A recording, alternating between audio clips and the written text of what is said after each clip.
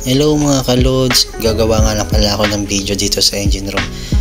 Mini video lang kasi i-review ko lang naman itong bago kong bilhin na Insta360. So yun guys, pumasok ako sa workshop, kuha lang ako ng basahan. Yan, kuha lang ako ng basahan dyan mga lods. Siyempre importante yan sa aming mga nagtatrabaho sa makina. Yung basahan, dapat laging may dalang basahan. So yun nga pala guys, hindi nga pala ako naka-duty dyan. Meron talaga naka-duty dyan, kaya hindi ako masyadong nag-check ng mga machinery. Magawa lang talaga ako ng video. Kumbaga nag-iikot lang ako, lilibot dito sa engine room na nagre-review para dito sa bago kong bilhin na Insta360. So meron talaga naka-duty dyan ngayon na engineer. So hindi natin duty, kaya free time tayo ngayon. So ayun, bumaba ako ngayon dito sa engine room sa may makina. So yung makina namin doon pa sa pinakababa.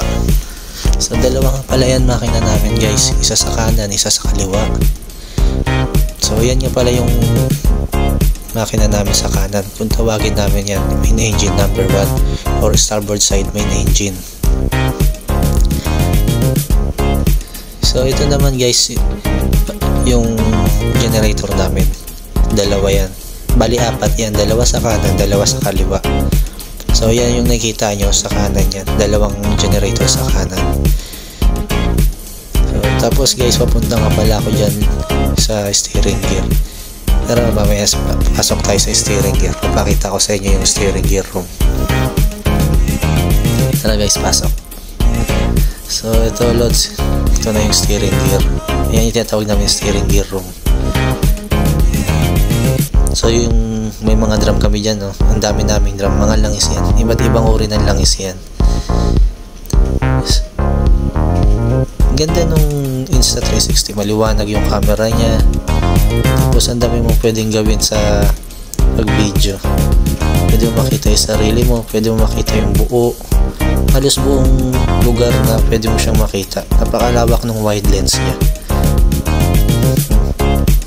Tapos yung 360 lens niya pa. Ang galing-galing talaga ng naka-invento. So yan yung steering gear namin, steering gear number 1 yan, para sa main engine number 1.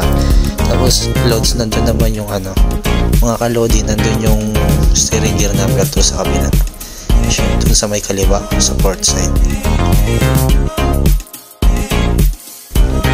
So ito nga pala yung main engine number 2. Ayan, yung isa pang main engine namin. So itong ginawa kong video para lang to sa pag-test ko ng Insta360 kasi bagong bili, first time kong gumamit. So kailangan natin kalikutin. So yun lang guys. Thank you. Salamat. Bye bye.